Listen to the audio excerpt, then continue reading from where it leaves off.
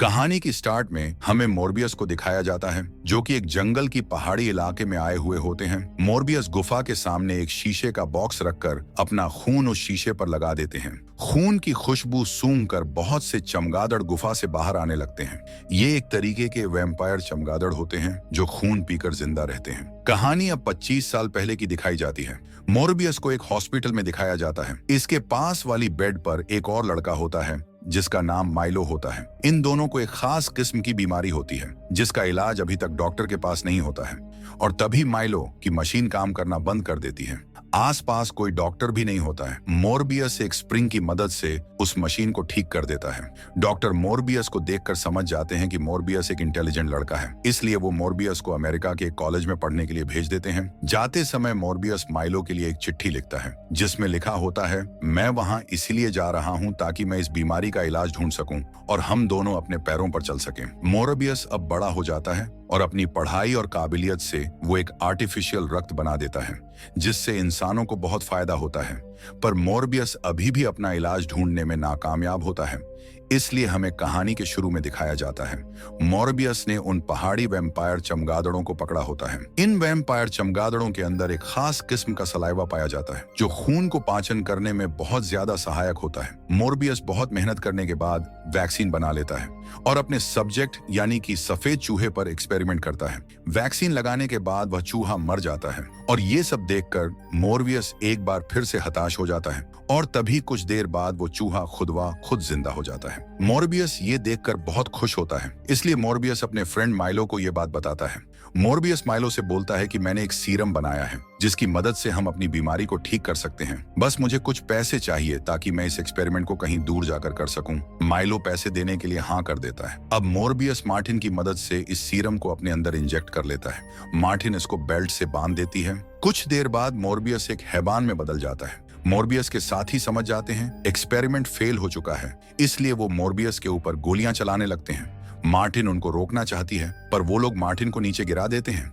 ये सब देखकर मोरबियस को गुस्सा आ जाता है और वो हवा की रफ्तार से इन सब को मार देता है। मोरबियस इन सब का खून पीने लगता है क्योंकि अब वो एक वैम्पायर में बदल गया होता है। मोरबियस जब इंसान के रूप में आता है तो वो मार्टिन को देखता है जिसकी हालत ठीक नहीं होती है, इसलिए वो FBI को अपनी जहाज की लोकेशन बता देता है और बोलता है यहाँ पर कुछ लोगों की मौत हो चुकी है। FBI वालों को ये जहाज मिल जाता है और मार्टिन को हॉस्पिटल में इलाज के लिए ले जाते हैं। यहाँ पर FBI वाले देखते हैं कि लाशों के अंदर से सारा खून निकाल लिया गया होता है। मोरबियस वापस लौटकर अपने हॉस्पिटल में आ जाता है। यहाँ पर आकर एक बार फिर से वह वैम्पायर बनने लगता है, इसलिए उसके द्वारा बनाया गया आर्टिफिशियल खून उसे पीना पड़ता है और अपनी पावर और शक्ति को एक बार फिर से मापने लगता है। इस सब से वो अपने आप को बहुत फिट महसूस करता है। मोरबियस वीडियो में देखता है उसने कैसे बेगुनाह लोगों को मारा है, इसीलिए उसे ये सब बहुत बुरा लगने लगता है। यहाँ पर माइलो आ जाता है।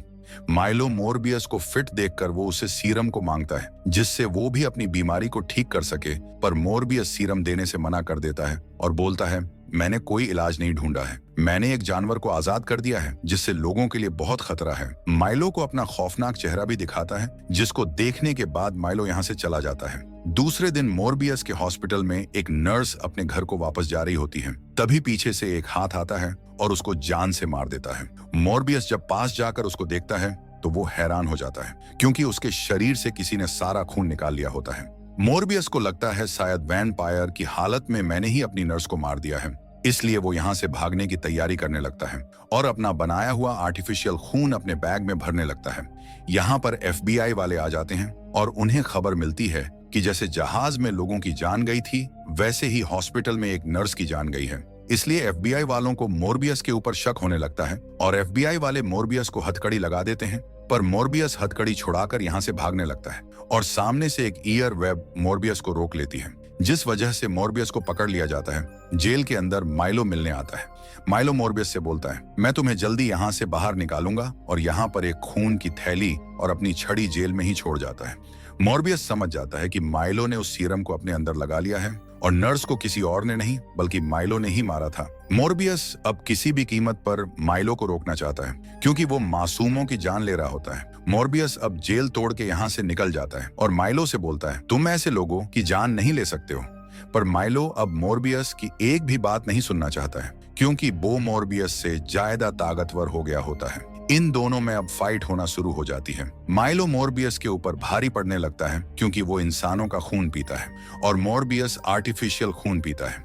मोरबियस हवाई वेब की मदद से यहाँ से भागने में कामयाब हो जाता है। माइलो चाहता है इस दुनिया पर राज करने के लिए मोरबियस उसका साथ दे, इसलिए वो मोरबियस के करीबी लोगों को मारने लगता है और इसलिए वो मार्टिन को पकड़ लेता है। मोरबियस अपनी शक्तियों से माइलो को ढूंढ लेता है, जिसके कब्जे में मार्टिन होती है। मार्टिन बोलती है तुम माइलो को नहीं हरा सकते, इसलिए तुम्हें मेरा खून पीना होगा। अब मोरबियस मार्टिन का खून पी लेता है, पर इसी बीच एक खून के बूंद मार्टिन के मुंह में गिर जाती है। अब इन दोनों में घमासान फाइट होना शुरू हो जाती है। माइलो मोरबियस के ऊपर भारी पड़ने लगता है, इसलिए वो चमगादड़ की मदद से माइलो के सीने में सीरम का इंजेक्शन लगा देता है, जिसके अंदर जहर होता है, और ऐसे करके माइलो का अंत हो जाता है। फिल्म की लास्ट में हमें मार्टिन को दिखाया जाता है, जो अपनी आंखें खोल लेती है, पर उसकी आंखें पूरी तरह से लाल होती हैं और इस मूवी का यहीं पर एंड हो जाता है। मिलता हूं आपसे एक और न्यू मूवी में।